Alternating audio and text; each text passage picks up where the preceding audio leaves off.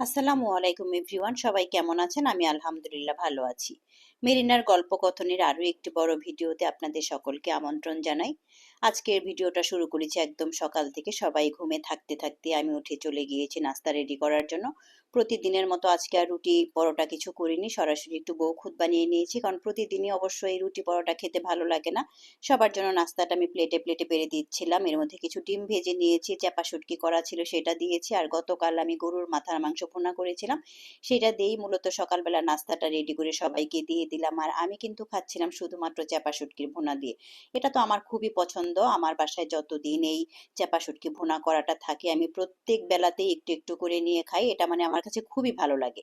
এর মধ্যে একটু দুধ চাও বানিয়ে নিলাম বাচ্চাদের জন্য, সবাইকে দিয়ে দিয়েছি। আমার হাজবেন্ডকে বাজারে পাঠিয়েছিলাম, কিছু বাজার করে নিয়ে এসেছে। জিনিসপত্রের যে দাম, কিভাবে মধ্যবিত্ত পরিবারের মানুষজন একটু ভালো কিছু কিনবে, এইটুকু ইলিশ মাছ সব মিলিয়ে মাথা লেজ সহ মনে হয় 10 পিছও হবে না, 1800 টাকা দিয়ে এনেছে। এটা শুনে তো আমি তার সাথে মন খারাপ করলাম যে কেন তুমি এত টাকা দিয়ে এটা এনেছো।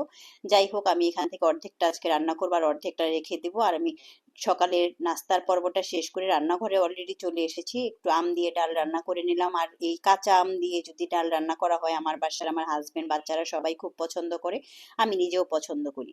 এর ফাঁকে আমার এক বোন আমার জন্য কিছু ফ্রুটস পাঠিয়েছিল, সেগুলো একটু গুছিয়ে নিচ্ছিলাম। আর আমার হাজবেন্ড একটা জাম্বুরা এনেছিল, জাম্বুরাটা এবছর এখনো খাওয়া হয়নি, যার জন্য এটা শখ করে কাটতে গিয়েছিলাম, কিন্তু কেটে আমার মনটা একটু খারাপ হয়ে গিয়েছে। ভেতরটা ওই রকম জুসি ছিল না, অনেকটা খড়খড়া টাইপের ছিল। এরপর আমি কিছু লাল শাক একটু বাগার দিয়ে নিলাম।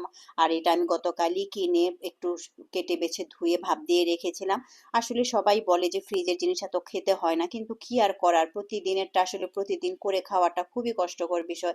একদিকে আমাদের শারীরিক সমস্যা তো আছেই, রান্না বান্না অতটা করতে কষ্ট হয়, তার মধ্যে যদি হেল্পিং হ্যান্ড খালারা বিনা নোটিসে আশাবাদ দিয়ে দেয়, যার জন্য কিছু কিছু কাজ আসলে গুছিয়ে না রাখলে খুবই কষ্ট হয়ে যায়। আর আমি আজকে একটু এই ইলিশ মাছ রান্না করব কাঁচা চাল কুমড়া দিয়ে, কাঁচা মানে কচি চাল কুমড়া দিয়ে। আর কচি চাল কুমড়া দিয়ে কিন্তু ইলিশ মাছ খেতে আমার কাছে বেশ ভালোই লাগে। তবে আজকে আমার ইলিশ মাছের তরকারিটার মধ্যে মনে হয় শুকনা মরিচের গুঁড়াটা একটু বেশি দিয়ে ফেলেছিলাম। তরকারিটা খেতে মজা হয়েছিল, কিন্তু এত বেশি কালারফুল হয়েছিল, এটা দেখে আমার হাজবেন্ড বলছিল যে কেন এতটা কালারফুল হয়েছে। কারণ আমি কুমড়া লাউ এগুলো সবসময় একটু সাদা সাদা করে রান্না করলে ওইটাই আমরা সবাই বেশি খুব পছন্দ করি। তবে আজকেরটাও খেতে খারাপ হয়নি। আমি মাছটা একটু কষিয়ে নিয়েছি, এর মধ্যে সামান্য একটু শুধু রসুন বাটা দিয়েছিলাম, আর কোনো আদা টাদা তো কিছু দেই না। ইলিশ মাছের মধ্যে কষানো মাছটা আমি কুমড়ার মধ্যে দিয়ে একটু জিরার গুঁড়া দিয়ে নামিয়ে নিচ্ছি। পাশের চুলায় দুধ জাল করে নিচ্ছি, কারণ বিকেলে ছেলেকে দুধ দিতে হবে। এটা আগেই জাল করে রাখলে তাহলে আর বিকেলে ঝামেলায় পোহাতে হয় না। আমার রান্নাটা মোটামুটি শেষ হয়ে গিয়েছে। পাশের চুলায় আমার প্রেসার কুকারে ভাত হচ্ছে, আর এই রান্না করতে করতে আমি আপনাদের কাছ থেকে বিদায় নিচ্ছি। এরপরে শুধুমাত্র খাওয়ার পালা। ধন্যবাদ।